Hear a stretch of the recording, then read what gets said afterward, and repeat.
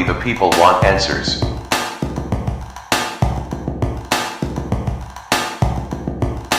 We the people are sick of this shit.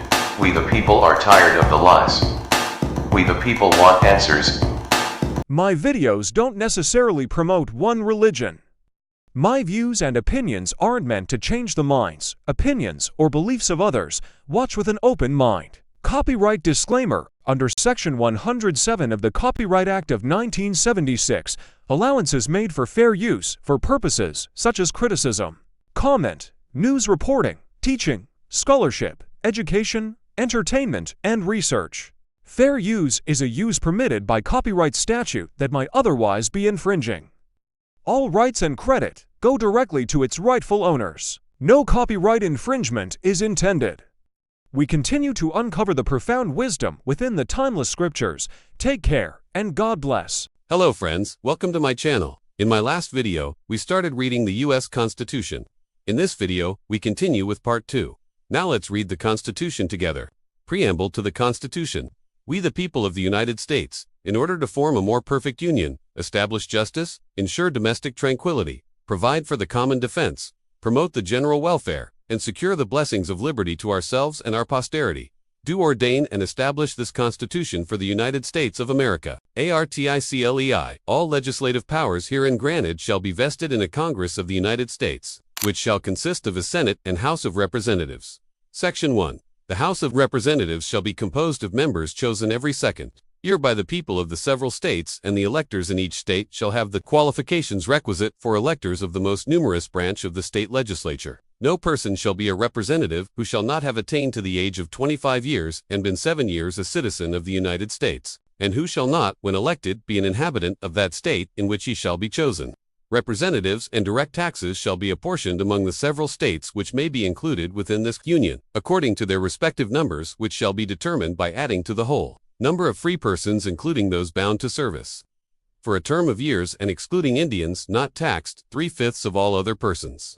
The actual enumeration shall be made within 3 years after the first meeting of the Congress of the United States, and within every subsequent term of 10 years, in such manner as they shall, by law, direct. The number of representatives shall not exceed 1 for every 30,000, but each state shall have at least 1 representative. And until such enumeration shall be made, the state of New Hampshire shall be entitled to choose 3 Massachusetts, 8 Rhode Island and Providence plantations, 1 Connecticut, 5 New York, 6 New York, Jersey for Pennsylvania, 8 Delaware, 1 Maryland, 6 Virginia, 10 North Carolina, 5 South Carolina, 5 and Georgia, 3. When vacancies happen in the representation from any state, the executive authority thereof shall issue writs of election to fill such vacancies. The House of Representatives shall choose their Speaker and other officers, and shall have the sole power of impeachment. Section 3. The Senate of the United States shall be composed of 2 senators from each state, chosen by the legislature thereof, for 6 years, and each senator shall have 1 vote.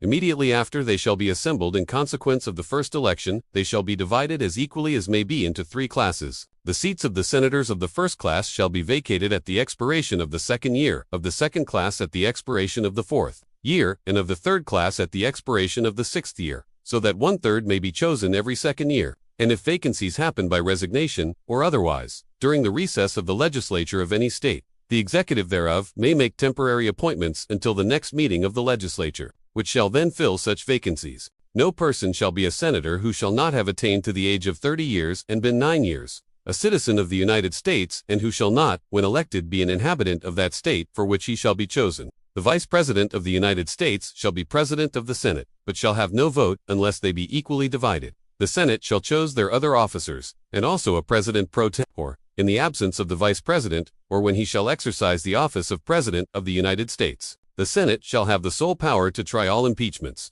When sitting for that purpose, they shall be on oath or affirmation. When the President of the United States is tried, the Chief Justice shall preside, and no person shall be convicted without the concurrence of 2/3 of the members present.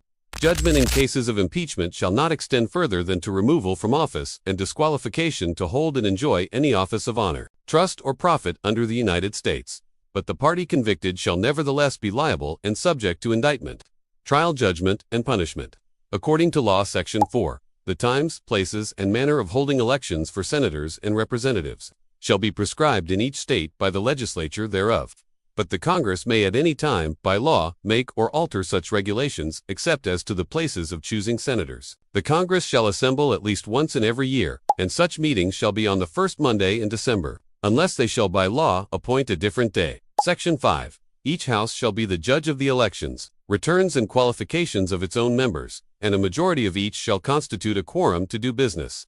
But a smaller number may adjourn from day to day, and may be authorized to compel the attendance of absent members.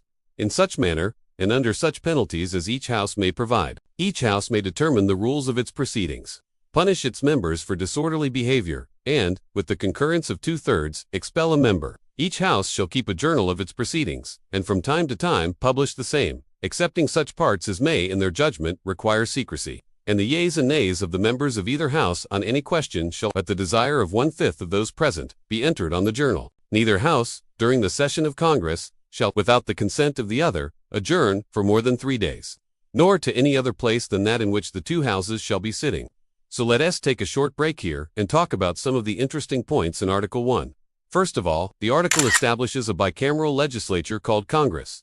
The lower chamber will be called the House of Representatives and the upper chamber will be called the Senate. The article then goes on to explain how members of the lower chamber, the House of Representatives, are to be elected.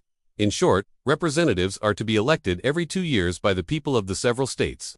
The electors in each state shall have the qualifications requisite for electors of the most numerous branch of the state legislature.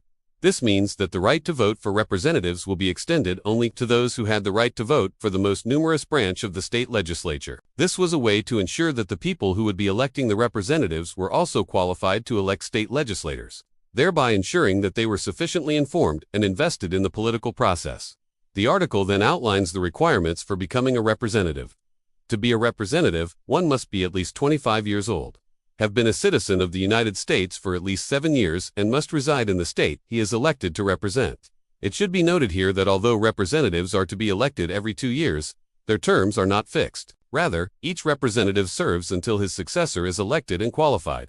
The article also explains how the number of representatives each state is entitled to is to be determined. In short, each state is entitled to at least one representative, and for every 30,000 inhabitants it may have one additional representative. However, this provision does not take into account the issue of slavery. That will be addressed later in the Constitution.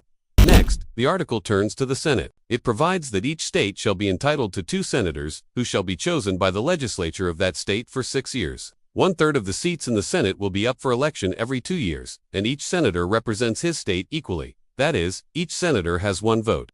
The Vice President of the United States presides over the Senate, but he too has no vote unless there is a tie. The main duty of the Senate is to try impeachments. Impeachment is a way of holding government officials accountable for their actions. If a government official is accused of wrongdoing, the House of Representatives may impeach him. The Senate then tries the case, and 2/3 of the senators present must concur in order to convict. If found guilty, the official is removed from office and is disqualified from ever holding public office again. Friends, that's all for today. If you like what I'm doing, please subscribe and comment below to let me know your thoughts. Thank you for watching, and see you in the next video.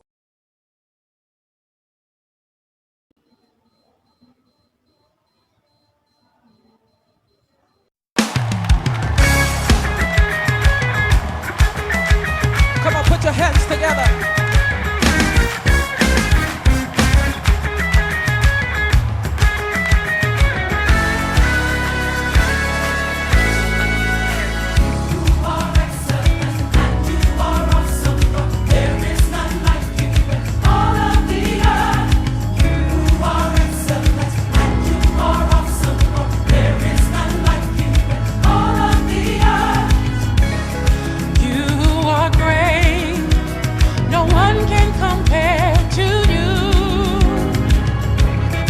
Mighty in power, glorious in splendor, holy you